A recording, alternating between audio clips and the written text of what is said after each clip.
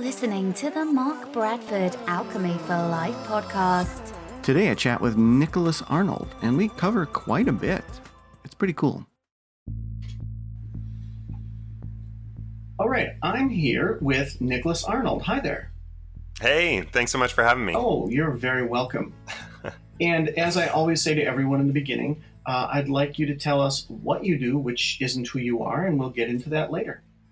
Sure, absolutely. So I wear a number of different hats, and it's in a way a little difficult to define what it is exactly that I do, because if you ask me on any given month, it could be a different thing.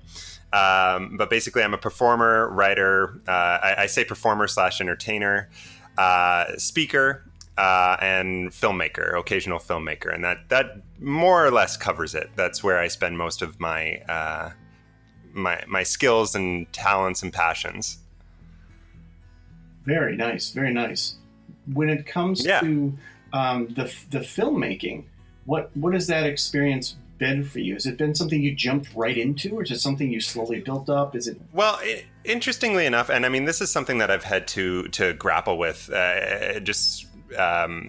digressing from my earlier point about, I could be doing any number of things any different month of the year.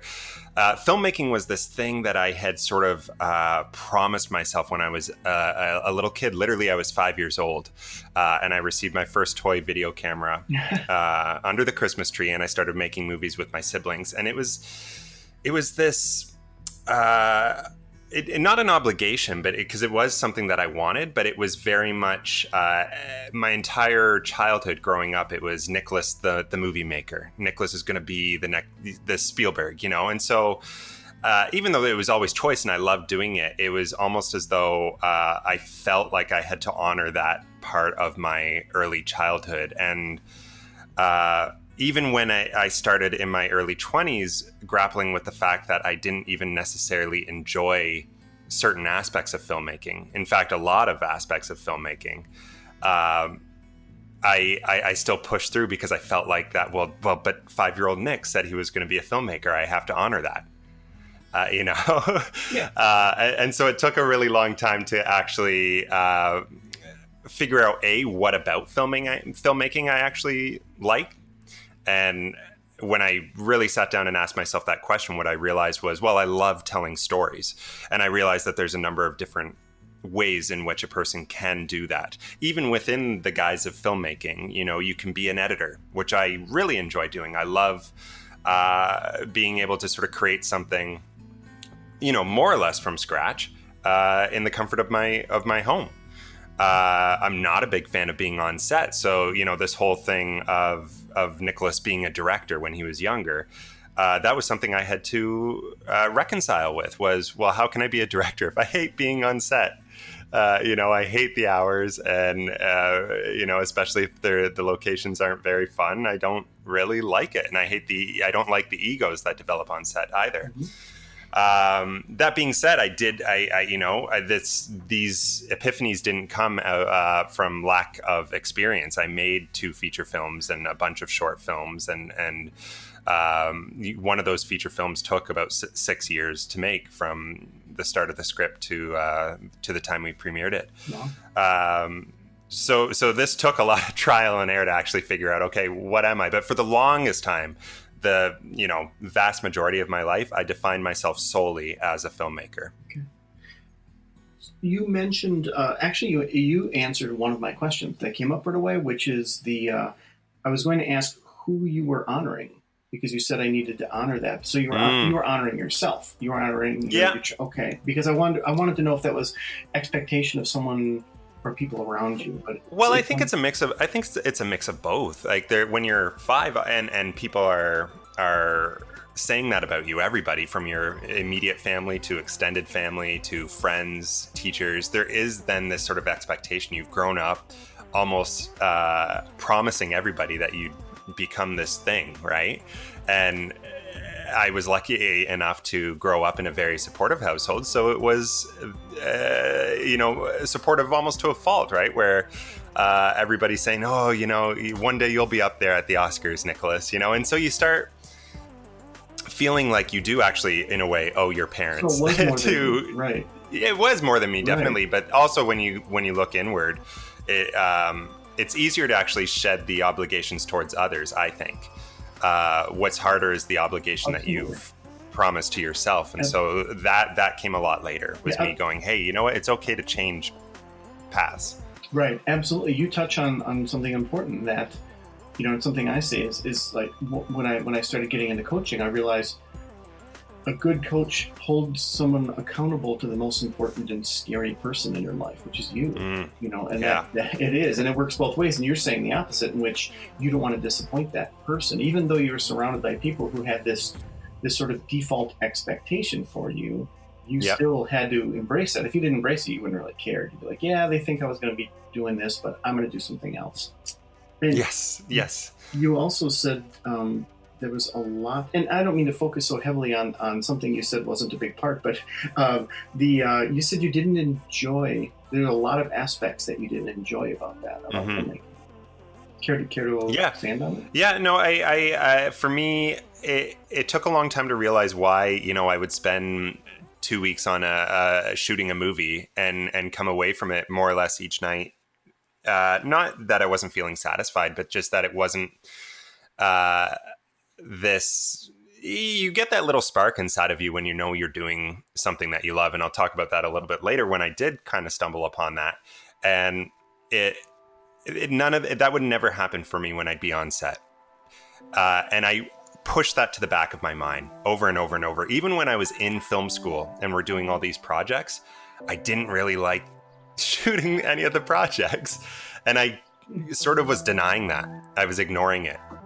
Because, well, I'm supposed to be this filmmaker, that's who I am. That's how I define myself since I was 5, which is, your whole existence, really. Well, and that's a really smart time in your life to like plan your entire life when you're 5 years old, because, Yeah. Well, I have no idea what sparked it. Obviously, there was something to ignite something that had my parents thinking that a video camera would be a good gift. But from then on, I was making movies. Like, that was it. So, So did go ahead. I didn't mean to interrupt you, but so really, did it solely hinge on the gift? So, like, if it was like a butterfly net, would you then be talking to me about your 10 years of, being an entomologist? Or the only reason why I say that is that's all I can remember. In terms of the timeline, like, literally, if you were to ask me what's the earliest memory that you have of the filmmaking thing, it is making movies with my siblings. Okay. The timeline that I have is that I know that I got that gift for Christmas, 1995 when I was 5 years old, and so I just don't have a memory before that. I don't know what would have sparked or that sort of interest. But yeah, that was it. It was this promise that I had to myself. But back to your earlier question, there were things that I didn't like about it. I found as I grew older and actually started training to be a filmmaker in my early 20s and even late teens, is that it's like, oh man, this. It's not even just about the hours. I've worked long hours before. Sometimes it's really not fun being on set, and it doesn't feel all the time like this magical creative process, like when you're writing a book, like when you're writing a short story, or even editing, where you can see it kind of coming to fruition as it's going. Filmmaking is you can spend 3 hours on a shot that's going to last less than 30 seconds in the movie, or the piece, or whatever it is that you're making, right? So it becomes, go ahead. Yeah, so the minutia was really annoying to you, like the minutia wasn't. I think that was the disillusioning point. I think because obviously when I was making movies with my siblings, we were just playing, and there happened to be a camera recording. There was magic kind of happening organically. Instant gratification, basically. Instant gratification with it. We had 10 minutes of fun and 10 minutes of movie, as opposed That's exactly to it. 7 hours of filming something and 4.2 seconds of, okay, I guess I got the right when he turned around and looked at the camera, that was what I was looking for the last. Yeah. And then combine that with certain egos that develop, the hierarchy that develops on a set, especially if it's like a union set. It's like this person doesn't talk to this person, you talk to this person.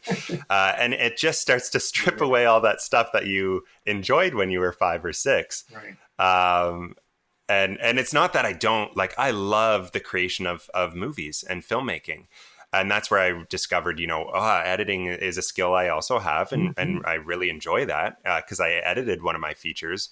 And I spent 2 years editing it after being on set shooting it. And I found I was still directing as an editor. And that's where I say there's ways in which when you really kind of strip away what it is you enjoy. Yeah. It's okay. I like telling stories. You find other ways in which to do that. Absolutely. I think the skill always shows through, and you have and I think you're building up to this, but you basically have a perfect example of being in the zone, which was one of the other podcasts, which talks about how when you do that thing that feels right and you feel it, that's being in the zone. And then when you can actually get validation from others, that's the second facet. And then when you get paid for that, then you don't ever want to leave that area that's in the zone. And it sounds like you found your zone, and I think that's wonderful. I did. And I mean, to jump ahead, like performing had always been this thing I enjoyed. Obviously, when I was 5 years old, I was starring in all my own movies. Like it was sort of a hobby in the background. And if there were school plays, I tried to be in them and all that sort of thing. And I had tried a little bit of acting once I moved to Toronto, where I currently live in Canada. I tried a little bit of acting, just acting in some student films while I was still trying to get my sort of filmmaking directing career going. But again, it wasn't even necessarily the right projects. I wasn't, in some cases I'd get that spark, in other cases not. And what's interesting, so I had always adored the comedian Jerry Lewis. Loved him. Loved him growing up. I watched all the reruns. I watched episodes of the Colgate Comedy Hour with him and Dean Martin. And when I was very young, I actually started impersonating him. And I would go around, especially in my early 20s, to retirement homes and do a little tribute to Jerry Lewis for them. So I was developing and honing this skill of impersonation and physical comedy and vocal comedy. And what happened out of the blue, and again, you talk about being in the zone and even talk about the serendipity of certain things when you are aligned with your path. This show was created out of nowhere, unbeknownst to me, that was to a T everything I had been working towards. And it was a Dean Martin and Jerry Lewis concert show. They didn't want impersonators. They wanted people who honored them and adopted their essence and their personality, because they wanted whoever they chose to be able to portray themselves on stage, but also tell the story of Dean Martin and Jerry Lewis, who had this very tumultuous 10-year relationship, became the hottest thing in comedy in the 1940s and 50s, split up and didn't speak to each other for 20 years. So there's a natural narrative to their story. And I auditioned for this show, sending all the footage from my retirement home bits and then blah, blah, blah, blah, blah. And I got it. And I had this epiphany, Mark, when I did that show, because when I was on stage in front of 200, 300 people and I was telling them this story, in that moment, I realized, oh my gosh, I'm doing exactly what I want to do. There was no question and no doubt in my mind. And it ties back to that storytelling thing. I love telling people stories. And for me, where I'm hitting that sort of joy the most is when I can have that immediate gratification of seeing the audience who's hearing the story I'm telling, seeing their reaction, telling it based on their reaction, changing, ebbing and flowing with them. And that's when, and so then I started getting into, I want to do some more public speaking. I want to talk. I want to motivate people. I want to put myself in more situations where I can, whether it's telling Jerry Lewis's story or my own, I want to put myself in more situations like that. And the writing and doing the writing is just a side effect of that, because again, it doesn't have that instant gratification thing, but it is just another way of sort of getting myself out there. But that honestly, within the last like 4 years, really, was the biggest epiphany moment for me, where I was like, holy crap, I'm doing exactly what I want to do. That is a real life description and sort of story, not to be too meta here, but that's basically, you just gave everyone a sort of a real life example of something I talked about, in that sometimes you have these disparate things that you're doing and you think, wow, what is my problem? What am I supposed to be doing? This is not related to this, and this is not related to this, but I kind of like those things. But what is that coming from? And then you realize and you find your core skill or skills. And the core skill is the thing that keeps producing these other things, the talking and the speaking and the motivating. That all comes from your core skill of wanting to tell a story. And once you look at it that way, you think, well, I'm just doing the same thing. I'm just doing that thing I want. And so that's a really great demonstration that you just gave of how, like, your core skill drives everything. But if you look at the result versus you look at the source, you think, well, maybe I should just focus on A instead of Z. And someone who it doesn't know you well would say, yeah, let's drop the Z and do the A. And you'd say, well, I kind of feel a little empty because I stopped doing the Z. And because your core skill still wants you to do Z along with A. And that's so nice that you actually figured that out on your own. That's true. And to that point, one thing I remember even saying at one of my shows, because I had a lot of family and friends there, and I was headlining my own show at the big theater in my hometown, which is like a 700-seat theater. And at that point, I was pretty early on in my performing career, but it had come out of just years of performing in retirement homes to this, right? And I remember saying at the end, just because I had so many friends and family in the audience, so I was really speaking almost directly to them, but to everybody, was don't be afraid to stumble into things that seem a little strange at first. Because when you do that and when you follow that yarn and when you follow that path, you're going to be shocked at where it goes. It's when we try, and I know you've talked about this a lot, but it's when we try to steer the ship based on where we think it's supposed to go. And that's where I spent most of my teens and early 20s, right? Is, well, I'm supposed to be a movie director. I'm supposed to be because I said I was since I can remember. And I was steering and getting all this resistance, not just from outside, but from inside as well. And then, of course, you think as you're performing in a retirement home, like, well, this is weird. And they're not really, it's not the most responsive audience. They're not really getting it,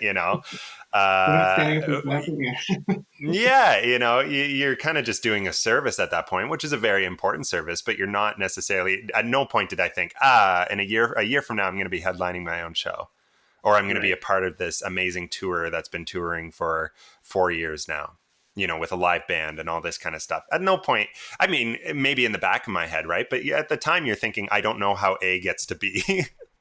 I don't know how performing in a retirement home gets to professional theater scene, but I'll just keep doing it. Yeah, you just touched on, boy, you're just hitting all, you're awesome.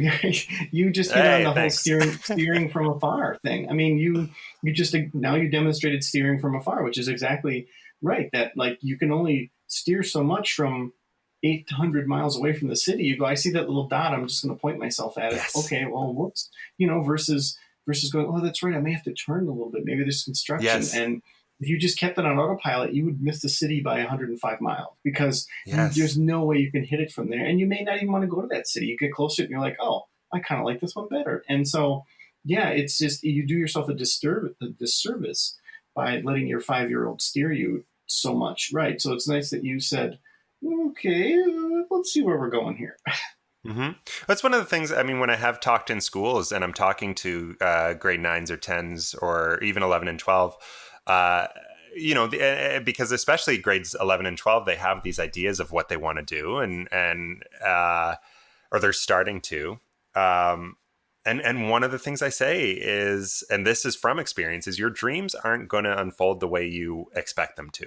Doesn't mean that they're not going to happen. If I was just as hell-bent on being a film director, and the passion was there, I'd still be on that path, but it still wouldn't be unfolding the way I expected it to. And if I was trying to steer it in that direction, I'd still get that resistance. Yeah. The only difference in my story is I was getting the resistance from inside as well, which you have to take note of and you have to listen to.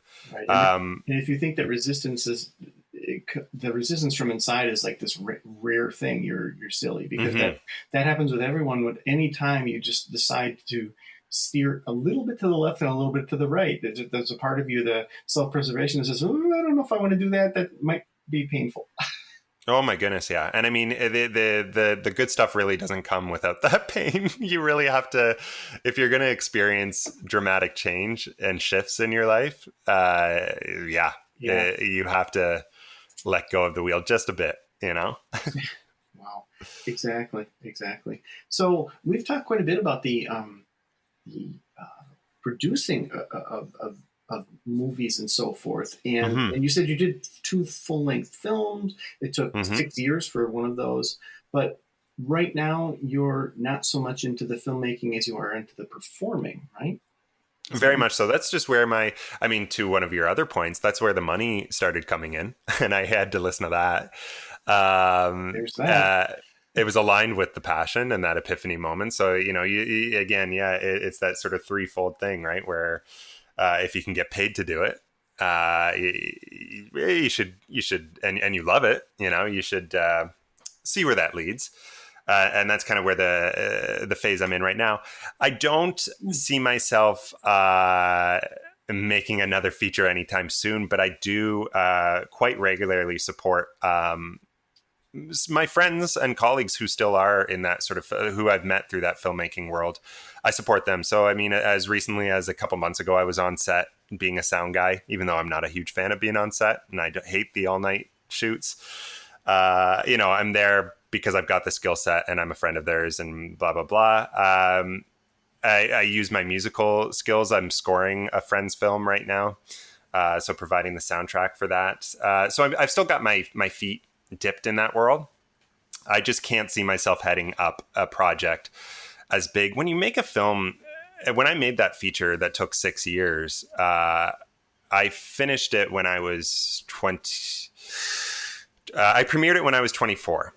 And so 6 years prior to that, I'd been working on it. And just that length of time, and especially in my early 20s, it probably took the wind out of my sails a little bit.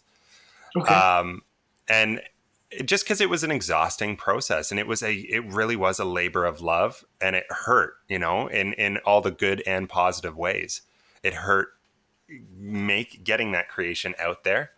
It was putting a lot of myself on the line and making myself very vulnerable. And I know some people compare, creation of art like that to giving birth, and how, you forget it and then you go and you make another one. I guess I still haven't forgotten it. And it still feels pretty recent.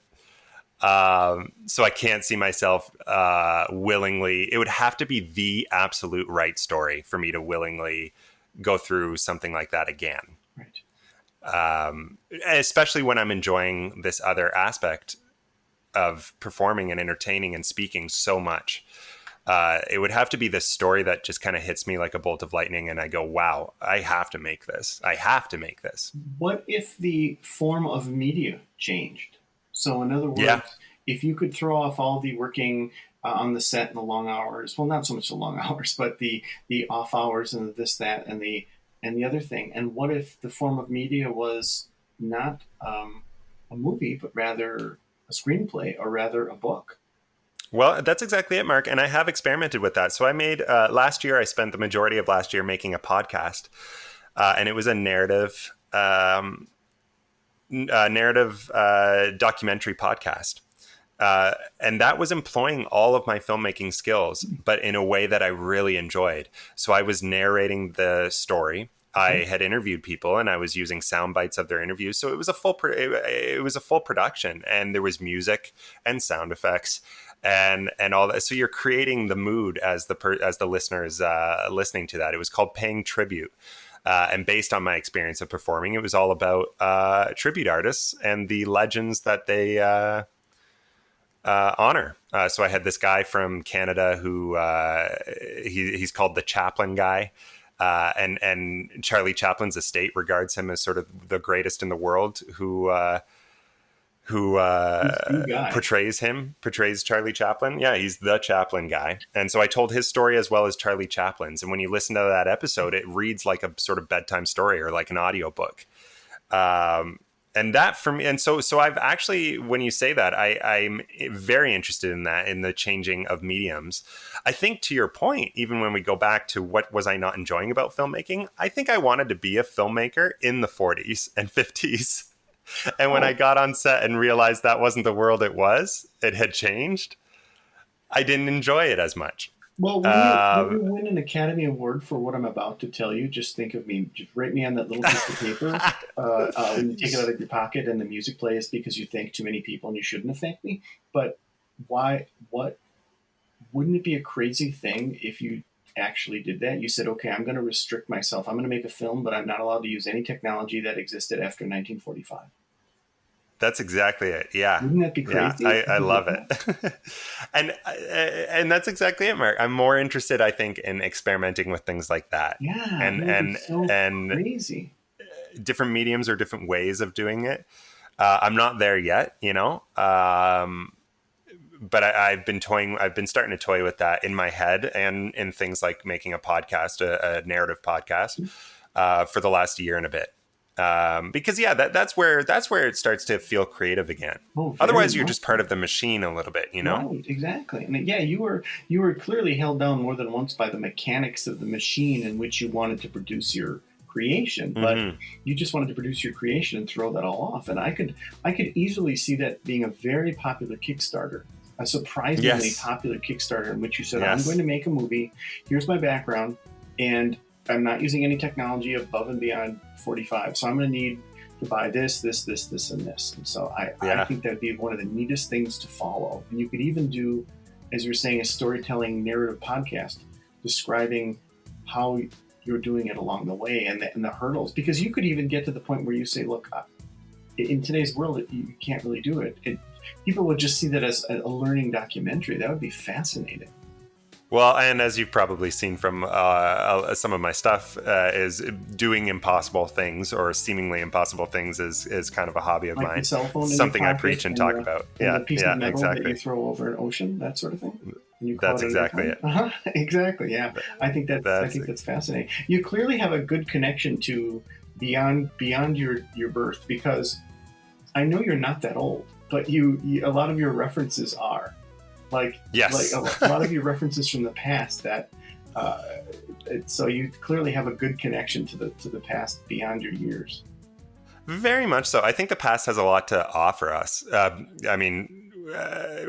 won't even touch the political side that it can offer us, but even just from an entertainment standpoint or self-discovery, honestly, some of the greatest teachers have been memoirs for me and biographies.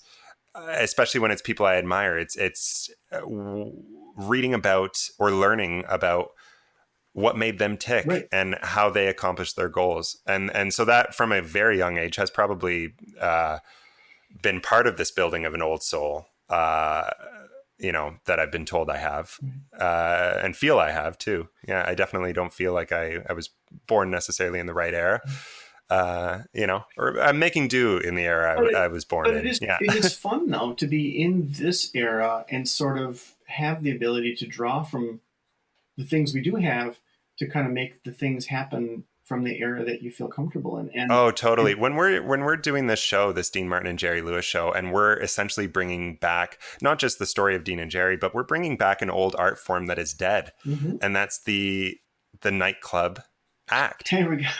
Well, exactly. Yeah. And that's why I mentioned that, is because that's sort of a private secret dream of mine, is to create a Sinatra bar. I want a Sinatra bar. Oh, no way. Oh my gosh. We got to talk. And, I want a Sinatra bar, and I want it with the dress code. You wear a suit. Yes.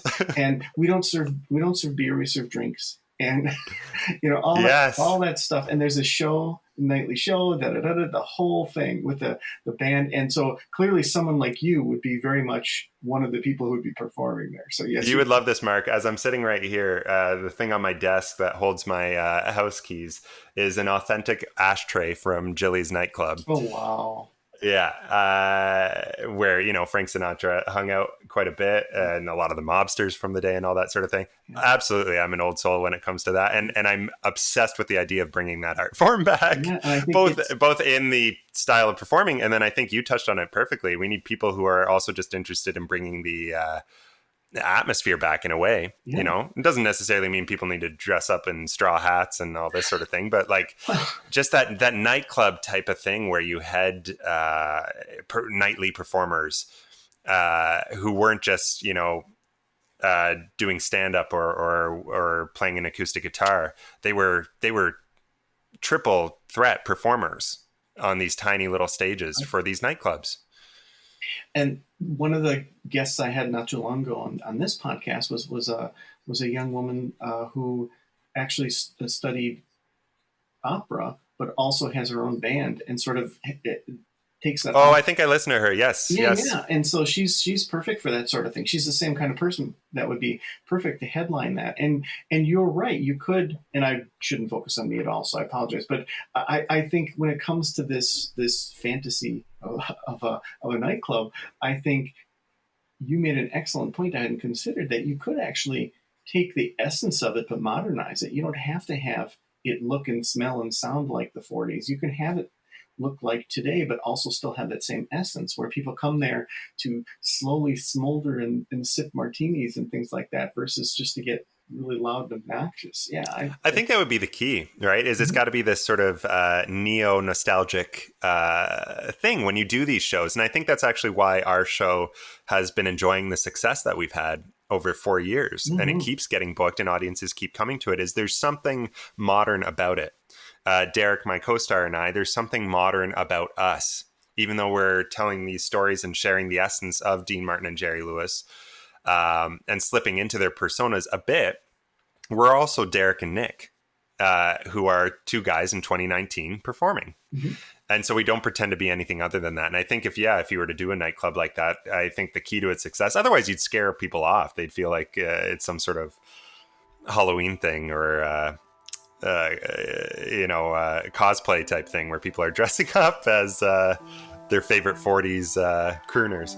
Well, you underestimate the cosplay population. Or the people, which is quite big. Yes.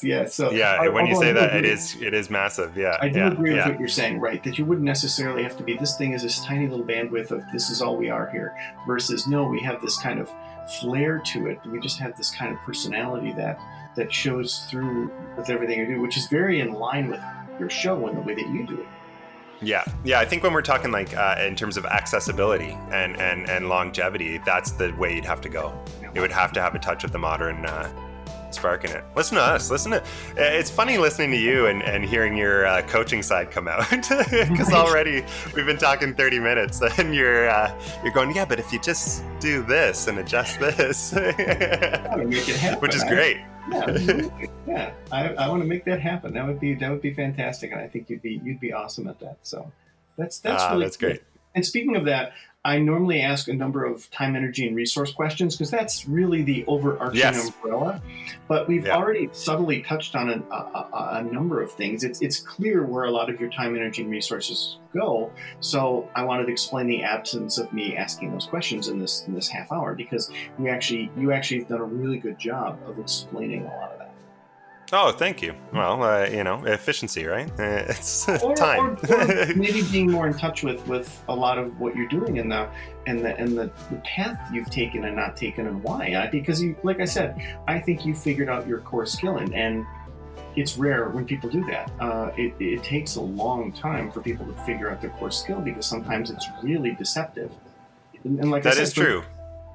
For me, it took a long time. In fact, I mentioned that in my latest book about the whole core skill thing. In fact, I have a line in there that says, I looked in the mirror and I said, Mark, grow up. You're doing this, these are not connected and you should just do this thing. And then I finally figured out my core skill and I thought, well, I am doing that, and it just manifests itself in this way, and lately it's manifested itself in books. It's really the kind of books I've written are not very connectable, but they are, if you understand my core skill, which is to look at things from an angle that most people don't see it in, and then to create, build, disseminate, explain in that way. So then it makes more sense. And before that, I thought, well, man, I should pick a lane. And I had been told, just pick a lane, Mark. Mm-hmm. Yeah, hey, that's very well put. And I should also stress that even though it's a nice compliment to be told that it seems you figured your core skill out and this sort of stuff. I'm also still learning, and I'm still very open to that sort of self-discovery and self-learning. And I know just statistically, and also from peers and mentors and things like that, that there's more learning to go. That I am young, and that there will be more things I discover about myself and my skill set.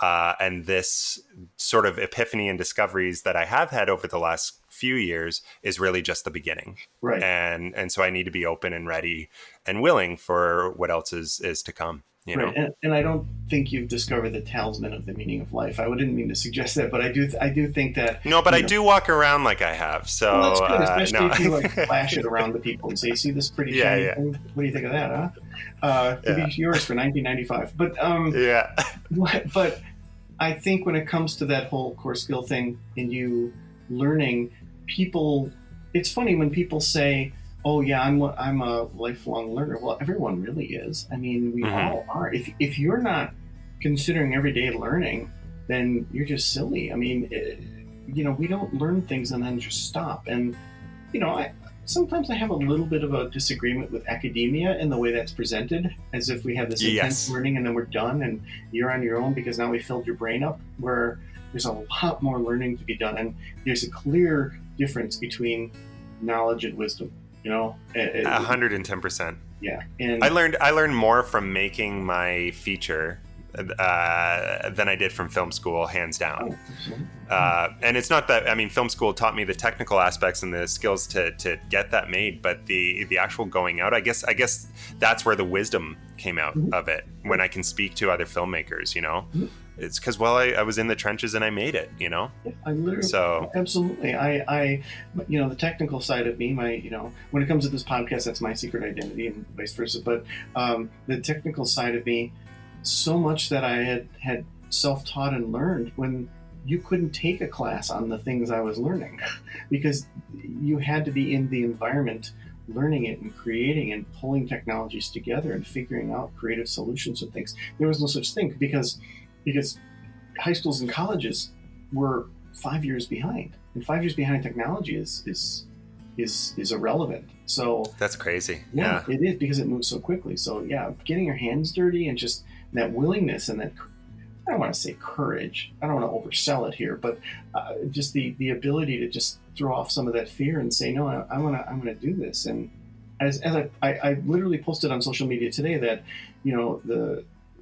the pain and suffering of the experience that you might be experiencing today is tomorrow's wisdom. And that's perfect. When you look back, like when you look at the wisdom that you currently have, that didn't come from you going, oh, on page 75 it says the following. Instead, that was something that may have frustrated you to the point where you thought, I don't want to do this anymore, or oh my God, this is so annoying. And then a year later, you're like, well, you're telling your friend or you're mentoring someone. You say, well, here's how that works, and you just make it sound so simple and easy, but it wasn't simple and easy for you to learn. Yeah. And I think, I don't think saying courage is necessarily adding too much to it or overselling it. It when you are taking risks, it is risks that you have to take, and you have to be willing to fail or seemingly fail. I mean, it's not necessarily a failure if you've learned from it and been able to readjust, but also just go through the uncomfortable times. The guy who, and I'm not going to name drop and say like I know him, because I don't. I've never met him. But the guy who's playing Aladdin right now in the big feature is from, he's originally from Egypt, but he grew up in Canada and went to Ryerson University in Toronto. So it's a big deal in our community here in Toronto that the live action Aladdin is more or less from our neck of the woods. he took some risks, right? He moved to LA, without knowing many people, Right.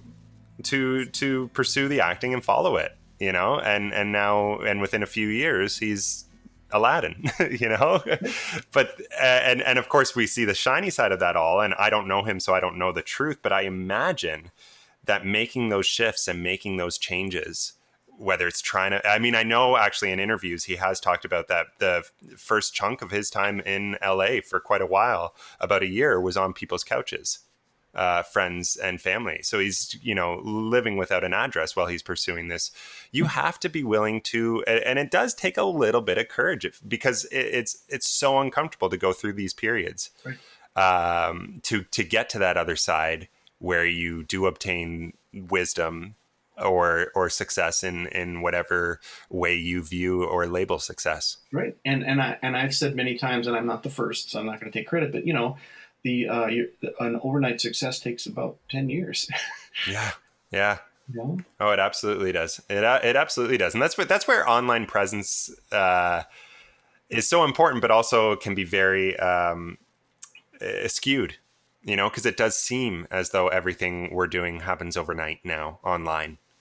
And what we're not seeing is the nights that you, Mark, have slaved away at your books. Mm-hmm. We just see that you publish them, that you have, 4 of them, 4 or 5, 4. That you have 4 of them out, we don't see the actual blood, sweat, and tears that's going into all of these projects. We just see the projects. Right, exactly. And the same for you. You didn't just wake up and say, I'm just going to perform this. You tweaked it, and you tweaked it again, you refocused and so forth. So that it looks like I'm pulling it out of a hat, and it looks like it's coming effortlessly, but you're right. Hours and hours and hours and hours of literal sweat and work have gone into it. Just like I'm absolutely certain that each performance is different, because you are astute enough to perceive minute changes that you have to make to what you're doing because of the vibe you're getting from the audience. Totally. And I think that's what probably makes a really good performer, is to be able to do that, is to read the audience and do what they need. They're a little more rambunctious, so you get a little more crazy. They're a little more subtle. They seem to have they're a bit more astute and a little highbrow. You adjust accordingly, just tiny little things. And you do that while you're also doing your internal script. So that's exactly it. I mean, I'm biased, but I do think that's what makes a good performer. And I try very hard to implement that in every show I do.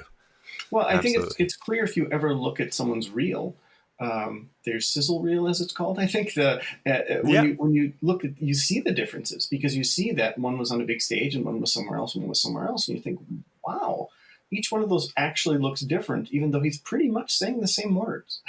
Right. Yeah. And he's able to adapt, and I mean, we've had shows, where we're playing afternoon houses, which it tends to be, especially just given our content, an older crowd. And they're not necessarily reacting the way a Saturday night boozy crowd does. Right. We still got to give 110% because they paid to see us. We are not owed a laugh from them. And sometimes as comedians, we think that, right? We are not owed a laugh from that audience. They paid to see us make them laugh, but we're not owed that laugh. So when we go out there, we still got to give 110%, and then they'd still be up on their feet at the end, even though they weren't so reactive, Right. But one of the things I realized about that was, for a lot of these folks, they were seeing that material for the first time. They don't go on YouTube like I do. And so a lot of it was just a huge nostalgia trip for them and bringing back personal memories, and they're just processing, right?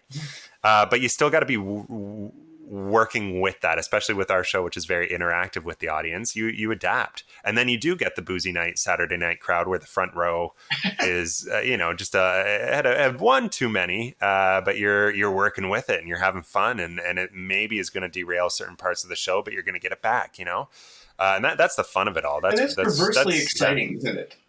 Oh my gosh. Well, every night, right? You just don't know. 8 shows a week, you don't know what each one's going to be, especially with this kind of show. I love it. I bet more than once you've encountered something that was like, and you're pulling on your collar metaphorically and going, and yet afterwards you're like, man, that was kind of fun.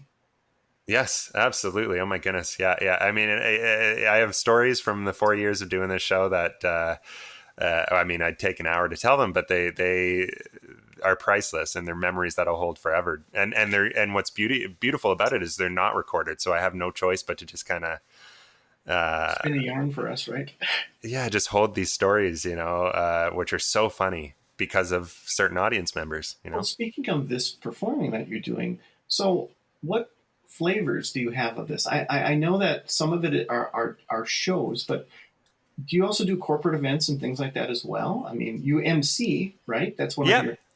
Yeah, so we have both Derek and I, my co-star from, just because we work very well together, from the Dean and Jerry show. We've done fundraising, and him being a singer, we've worked fundraisers or corporate events where he's been the entertainment and I've been the MC, and we kind of work as a duo outside of the Dean and Jerry realm. And then I've also MC'd various. And my MC persona is a little different. I don't go as wild as Jerry Lewis. I'm a little more Nick. I'm a little more grounded. But I've MC'd events for various charities and things like that. And that's something you talk about following the yarn, and not steering the ship. It's something that I've enjoyed, and I feel like I've been decent at, and I'm interested in exploring more as I go and go. So I'm constantly kind of on the lookout for opportunities like that, and ways that we can, whether it's Derek and myself or just myself, ways that I can explore that world. Right. And I actually have some good exposure to the dual identity role of semi-crazy performances and things that are performance, and then also a different persona as the MC person. So I totally get that. Oh, I'm sure. Yeah. You have to. I think that actually goes right back to your point about adapting to not just the audience, but what is the event. Jerry Lewis doesn't work for certain things, right? Right. If you have a ballroom filled with CEOs and you want to, that's exactly it. Right, you're not going to go, "Hey, lady."